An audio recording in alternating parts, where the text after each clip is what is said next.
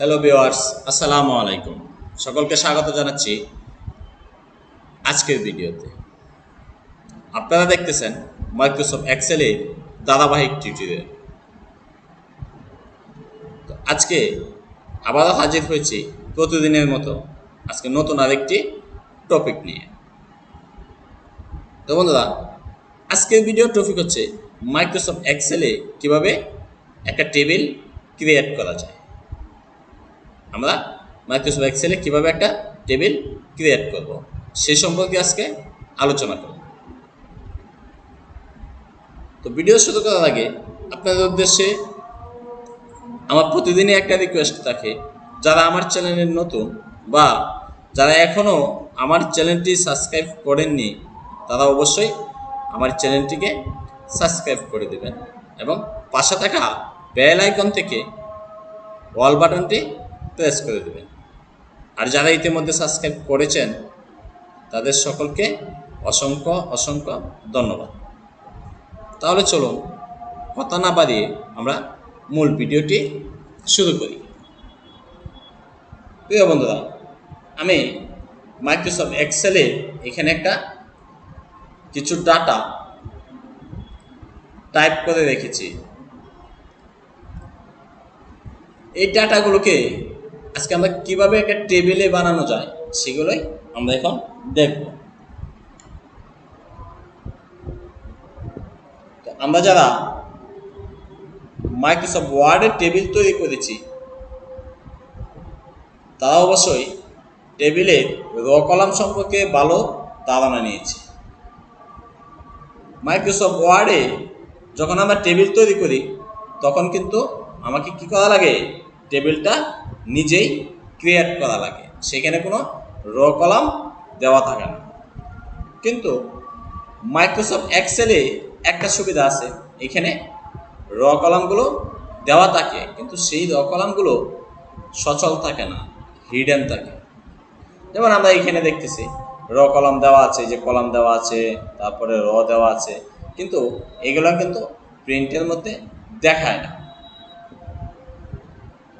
আমরা কি করি, এই র কলামগুলোকে দেখে আমরা এগুলোকে সচল করে নেই আমাদের প্রয়োজন মতো। আজকে আমি দেখাবো কিভাবে একটা টেবিল ক্রিয়েট করতে পারেন। তো তার জন্য আমি এই ডাটাগুলোর উপরে একটা টেবিল ক্রিয়েট করব। তার জন্য এই ডাটাগুলোকে আমি সিলেক্ট করলাম। সিলেক্ট করার পরে আপনি সরাসরি চলে যাবেন ইনসার্টে, সরাসরি ইনসার্টে চলে যাবেন। ইনসার্ট থেকে এখানে দেখেন লেখা আছে টেবিল, কি লেখা আছে, টেবিল লেখা আছে। আপনি টেবিলে ক্লিক করবেন। যখনই আপনি টেবিলে ক্লিক করবেন তো আপনার সামনে এরকম একটা এন্টারপেজ আসবে। এখানে দেখেন লেখা আছে মাই টেবিল হ্যাজ হেডার্স, মানে বলতেছে আমার টেবিলে কোনো হেডার আছে কিনা। যদি থাকে তাহলে এই যে এখানে যে টিক মার্কটা দেখা যাচ্ছে এই টিক মার্কটা দিয়ে দিবেন। যদি টিক মার্কটা দেওয়া না থাকে এই টিক মার্কটা দিয়ে তারপর আপনি ওকেতে ক্লিক করে দেবেন। তাহলে দেখেন আমার এখানে কি একটা টেবিল ক্রিয়েট হয়ে গেল এবং আমার এখানে যে ডাটাগুলো ছিল সেই ডাটাগুলো কি আলাদা আলাদা হয়ে গেল। তো বন্ধুরা, আমরা এইভাবে যদি একটা টেবিল ক্রিয়েট করি তাহলে আমাদের একটা উপকার হয়, একটা কাজ সহজ হয়। মাইক্রোসফট এক্সেলে যখন আমরা বিভিন্ন ধরনের ফরম্যাট তৈরি করি তখন সেই ফরম্যাটে সেলগুলো বা কলামগুলোকে ভিন্ন ভিন্ন ধরনের কালার আমরা দিয়ে থাকি। তো সেই কালারটা দিতে গিয়ে আমরা অনেকটা সময় লস করে ফেলি।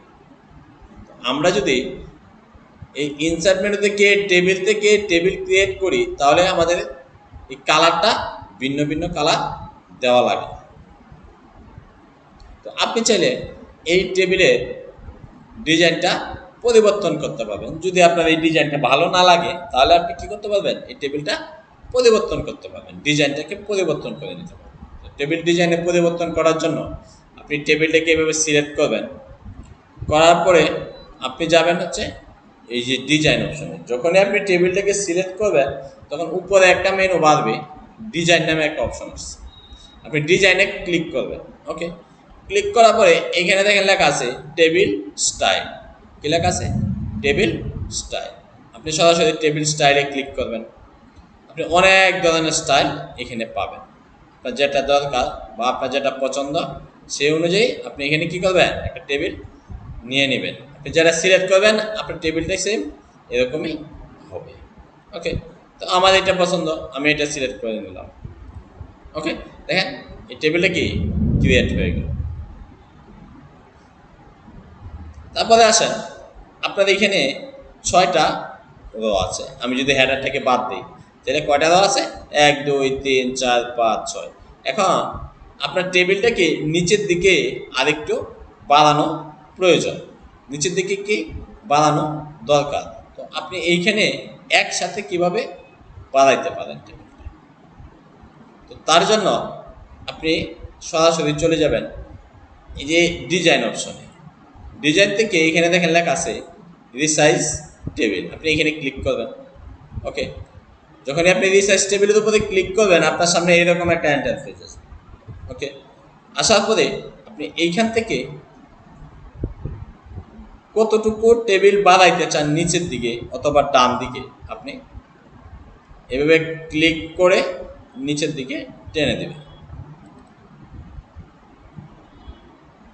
দেওয়ার পরে আপনি ওকেতে ক্লিক করে দেন, তাহলে দেখেন ম্যাজিকের মতো আপনার টেবিলটা কি নিচের দিকে আরো কতগুলো র চলে আসবে। ওকে, আপনি যদি কলাম বানাইতে চান আপনি কলামও বানাইতে পারবেন। যদি আপনার ডান দিকে আরো কলামের প্রয়োজন পড়ে তাহলে আপনি কলামও বানাইতে পারবেন। তার জন্য আপনি কি করবেন, আবারও রিসার্চ টেবিলে যাবেন। এইখান থেকে আপনি আবারও টেবিল টেনে ডান দিকে কিছু রো কলাম বাড়িয়ে দেবেন। ওকে, বাড়িয়ে দেওয়ার পরে আপনি ওকেতে ক্লিক করেন, তাহলে দেখেন আপনার ডান দিকেও কি টেবিলের কলামগুলো কি চলে আসে। আশা করি এই পর্যন্ত বুঝতে কোনো অসুবিধা হয়নি। এই সেম টেবিলটা আপনি অন্য একটা সিস্টেমে ক্রিয়েট করতে পারবেন। আমি যদি অন্য আর একটা সিস্টেম আপনাকে দেখাই, ধরেন আপনার এখানে ডাটা নাই, আমি যদি নতুন একটা শিট নিই, যে আমার এখানে কোনো ডাটা ক্রিয়েট করা নাই বা টাইপ করা নাই, আমি টেবিল নেওয়ার পরে আমি টেবিলের ভিতরে ডাটা ক্রিয়েট করব। তার জন্য আপনি কিবোর্ড কমান্ডের সাহায্যেও এখানে একটা টেবিল ক্রিয়েট করতে পারবেন কিবোর্ডের সাহায্যে। তো সেটা কীভাবে হবে? ধরেন আপনার 5টা কলাম 5টা রো দরকার। কয়টা কলাম?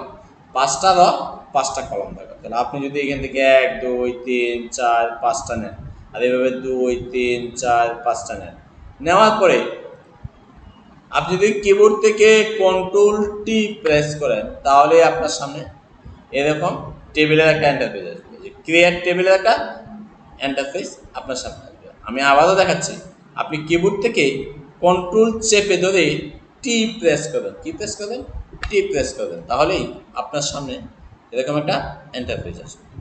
আসার পরে যে মাই টেবিল হ্যাজ হেডার, আপনি এটাকে সিলেক্ট করে ওকেতে ক্লিক করে দেবেন, তাহলে দেখেন আপনার এখানে কি একটা টেবিল ক্রিয়েট হয়ে যাবে। ওকে, আশা করি এই ট্রিকটাও আপনারা বুঝতে পেরেছেন। আমরা দুইভাবে টেবিল কি ক্রিয়েট করতে পারি। এখন একটা প্রশ্ন হচ্ছে, আমি এইখান থেকে যদি টেবিল ক্রিয়েট করি তাহলে আমার এখানে এই যে ফিল্টারের যে অপশনগুলো আছে, ফিল্টারের অপশনটা এখানে চলে আসবে। আপনি এই ফিল্টারের অপশনটা কিভাবে তুলবেন?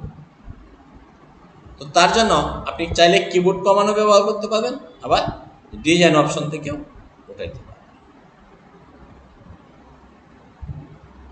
কি করতে পারবেন? আপনি কিবোর্ড কমানো ব্যবহার করতে পারবেন, আবার এইখান থেকেও ব্যবহার করতে পারবেন। ডিজাইন অপশন থেকে এখান থেকেও যে ব্র্যান্ডেড রো, এটাও আপনি কি ব্যবহার করতে পারবেন। তো আমরা মনে করি কিবোর্ড কমান্ডটাই সবচেয়ে সহজ। আপনি কি করবেন, কিবোর্ড থেকে কন্ট্রোল শিফট দুইটাকে একবারে চেপে ধরবেন, কন্ট্রোল এবং শিফট দুইটাকে একবারে চেপে ধরে আপনার যে অ্যালফাবেট কি এল আছে, এই এল এর মধ্যে ক্লিক করে দিবেন, এল এল প্রেস করে দিবেন, সরাসরি আপনার এখানে ফিল্টারের ডাটাগুলো কি চলে যাবে। আমি আবারও বলছি, কিবোর্ড থেকে কন্ট্রোল শিফট চেপে ধরে অ্যালফাবেট কি এল প্রেস করবেন, তাহলে আপনার ফিল্টারের অপশনগুলো কি চলে যাবে। ওকে, তো বন্ধুরা আশা করি এই ভিডিওটি দেখার পরে আপনার টেবিল ক্রিয়েট করা নিয়ে আর কোনো সমস্যা থাকার কথা নয়। আপনি যদি এইভাবে টেবিল ক্রিয়েট করতে পারেন তাহলে আপনার সময় অনেকটাই বেঁচে যাবে। তাহলে আজ এই পর্যন্তই, আগামীকাল আবারও দেখা হবে নতুন কোনো টপিক নিয়ে। তো ভিডিওটি দেখে দেখে আপনারা নিজেরাও প্র্যাকটিস করা শুরু করে দিন এখানে। তাহলে সকলেই ভালো থাকবেন, সুস্থ থাকবেন। আল্লাহ হাফেজ।